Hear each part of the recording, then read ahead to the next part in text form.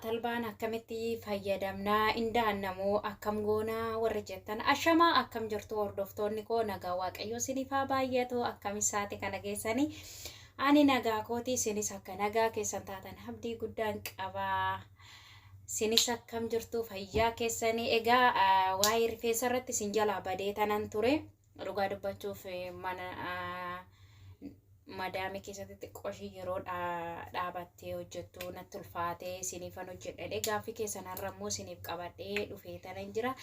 Viidiyoo kana agadhumaatti like subscribe gochuun viidiyoo kana agadhumaatti ilaaltan malee hin darbinaa isiniin jedha.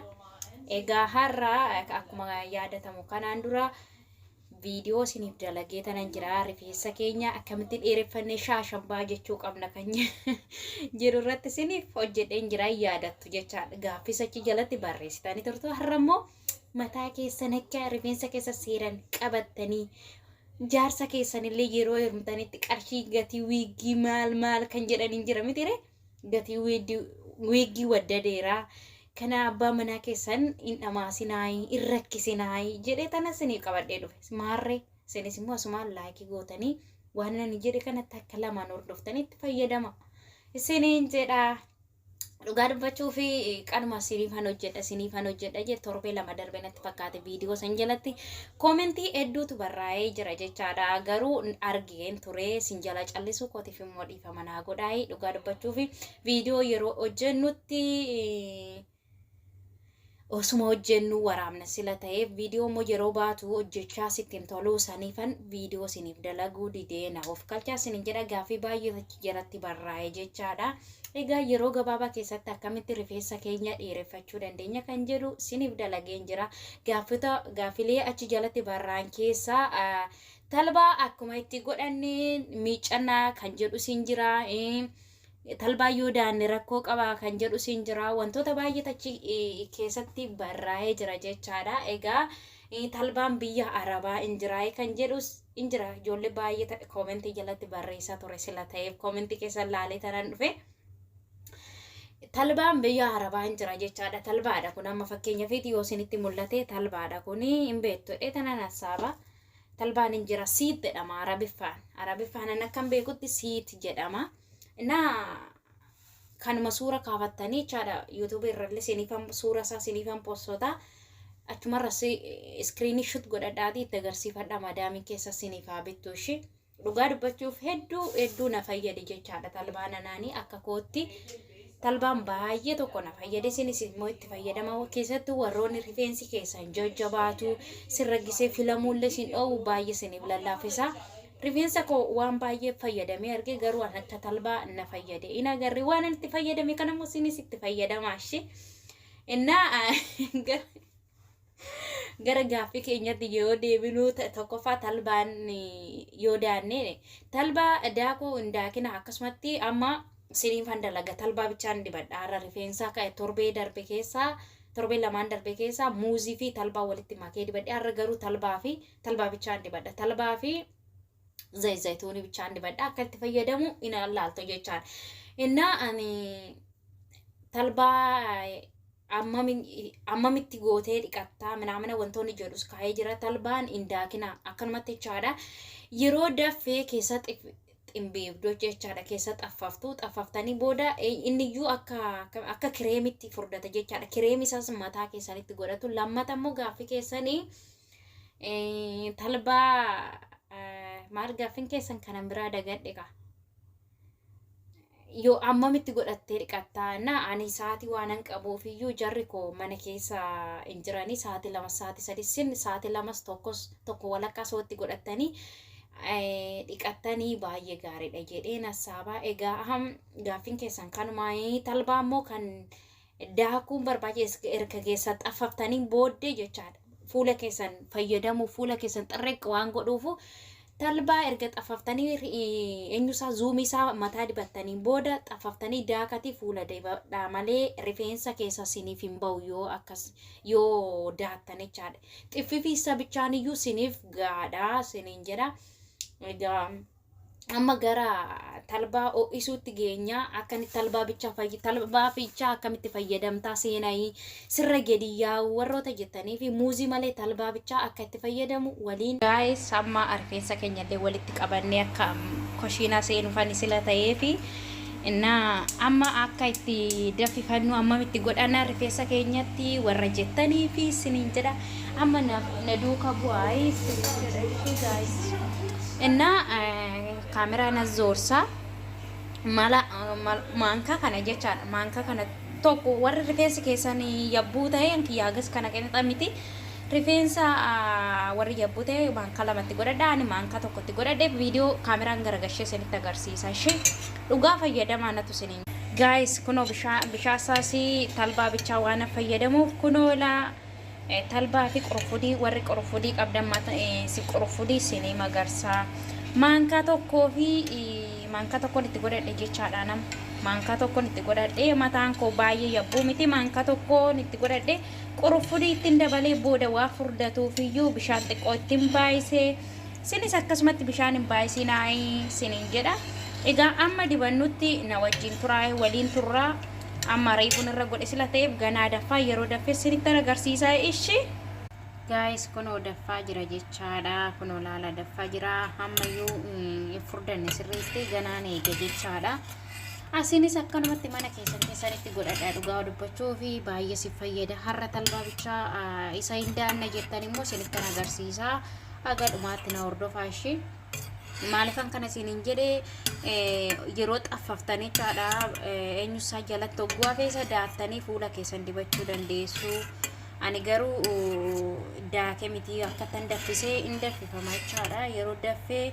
inni yoo furdata chaadha booda sinitti agarsiisa dhugaa rabbi masaajii mataa keessa godhatanii torbee ji'a lama gidduutti wixxeeti isaa argitu jechaadha wixxeeti rifeensa keessanii na amma xiqqoo furdatu sinis akkanumatti gaazii xiqqoo irra gootu jechaadha akka suuta siniif daffuu kana gizee wajjin qabne yoo ta'e malee hin ta'uchaadha na wajjin turaa ammallee siniin jedha ishee guys amma furdatee jira kololaalaa baay'ee kireemii fakkaatee jira kana keessaa xaffafanne jechaadha egaa mana namaa kan keessa iyyuu wanti xaffafaan hin dhabamu jedhee yaada na gara dhumaatti deemaa jirra isinillee akkanumatti itti fayyadamaa dhugaa dubbachuu fi baay'ee si fayyada na yoollee mana isin keessa jirtan dhabamee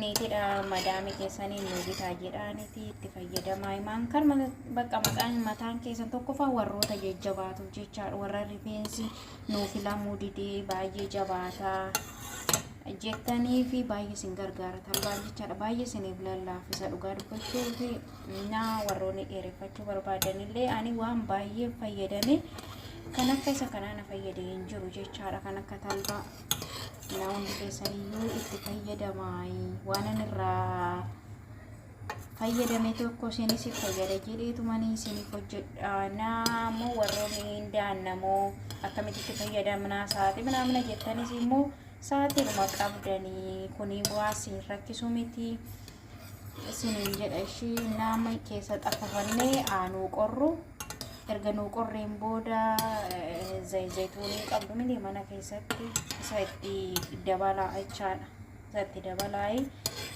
እና ወሮኒ ካንሞ ፎሮፎሪ ምናምን ጀቻ ቶርታኒ ፎሮፎሪ ሎሚ itti godha kanumatti jechaadha loomiin baay'ee bareeda foroforiidha warrooni foroforii sirrakkise jechaadha na amma nu furdateera bakkanam caala gengishaa keessa gengishaadha nuti afaan oromootiin gengishaa keessa iyyuu nuun ba'u sila ta'eef keessatti affafanne jechaadha amma keessatti affafanne xiqqoo nu qorru isaan booda warri loomii itti godhachuu barbaadan loomii xiqqoo asheetti micciirradhaayi isiniin jedha inna lammatammoo zayituuni xiqqoo xafitti godhadhaa isin jedha yookiin immoo qibaatii qabdan jechaadha inna bakka keessa xaffafna gaayis kunoo keessa xaffafe jechaadha keessa xaffafeen jira ani waan qorofudii itti godheefu sin talbaa bichaa yoo godhattani talbaa kana daattanii fuula keessan dibachuu dandeessu baay'ee si fayyada isiniin jedha inna kireemii kanallee fuula keessan dibachuudhaaf bareeda. Guys, amma nuuf haa qorruu gara xumuraatti deemaa jira sila ta'eef xumurree innaa akkas isiniin jedha. Fayyadamaa dhugaanatu isiniin jedhee rifeensi nama bareecha jedhan. Naa itti fayyadamaa isiniin jedha amma nuuf. Guys, amma gara dibachuu dhufne akka uffata keenyatti faffacaanee fi wanta kana hidhadheen jira jechaadha. Uffata keenyatti akka faffacaanee fi isinis waanuma mana keessanitti qabdanii fayyadamaa isiniin jedha. Amma nuuf furdatee dhugaa dubbachuuf hedduu tokko nuuf furdatee jira.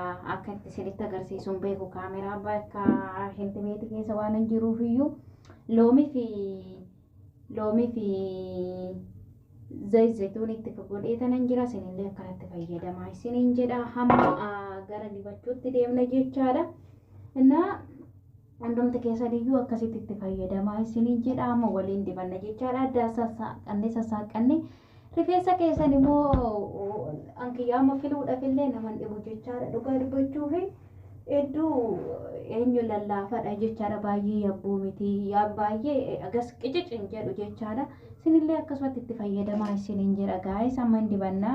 Guys, akkan itti isinitti agarsiisuun dhabee jarri mana keessa jiru bakkaan biraatti dibachuudhaaf innaa isaafuu akka itti isinitti agarsiisuun dhabee isiniin jedha. Kunoo laafin argitu miti akkanatti itti dibattu jechaadha. Masaajii gootanii annaa akkanatti itti godhadhaa isiniin jedha. Isani mataa koo addaan baasee tan itti godhadha jechaadha. Isinis addaan baasatee itti godhadhaa ishee addaan eenyu furdatee jira jechaadha. Furdatee baay'ee eenyu ta'ee jira. Baay'ee kireemii ta'ee jira jechaadha. Innaa isinirrallee gadi yaa'u jechaadha. Dhugaa dubbachuuf rifeensa keessan addaan baasatee bakka hundayyuu akkasitti masaajii godhadhaa itti fayyadamaa isiniin jedha ishee. Guys, kunoo itti godhadhee xumuradheen jira. Ani amma masaajiin gochaa jira. Akkanatti itti godhattu jechaadha. Isinis ishee akkanatti ilaal mataa keessanillee baay'ee isiniif lallaafisa. Talbaanii isiniin jedha. Warroonni mata rifeensi keessa yabbuu ta'e talbaa bichaa fayyadamaa. Muuzii inqulaala dhiisati. Kan amma fakkeenyaaf itti godhattanii omaa foolillee hin qabu. Sa'aatii barbaadan ofirra tursuu dandeessu. Garuu inqulaala yoo qabaatee sa'aatii baay'ee taa'uu hin danda'u malee isiniin jedha. Innaa akkasumatti itti fayyadamaa isiniin jedha. Guys, mataa keessan immoo yeroo itti godhattan masaajii seeraan godhaa isiniin jedha ishee. Jarjartanii odoon taatee sa'aatiin mataa himii qabdan irratti eenyu jedha. Guys, laala akka itti baay'ee illee isiniif lallaafaa. Isiniif baay'ee lallaafa jechaadha. Dhugaa dubbachuuf firiizillee isinii marama. Baay'ee isinii lallaafaa. Amma bakka ani baay'ee masaajii godheera. Amma peestaala jalaan godhadhe. Peestaaluma qabdan jalaan godhadhaa isiniin jedha. Innaa peestaala qabdan jalaan godhadhaati. Shaashii keessan itti dhadhaati. Sa'aatii dhuma qabdan irratti jechaadha. Amma sa'aatii tokko soo ta'e inqulaala miti sila ta'eef kun foolillee hin qabu isiniin jedha. Guys, foolillee hin qabu jechaadha. Akkuma barbaadanitti yoo itti fayyadamtan irra turtan rakkoo hin qabu. Isinirrallee gadi yaa'u. Kan koo manarra gadi yaa'u jechaadha. Kana ofirraan xaragaa addarraa baay'eedhuma peestaala keessanitti godhattan isinirra omtuyyuu isinirrayyuu hin mul'atu isiniin jedha ishee. Amma bakka shaashii keenya itti hidhannaa jechaadha. Yeroo akkanumatti itti hidhattu jechaadha.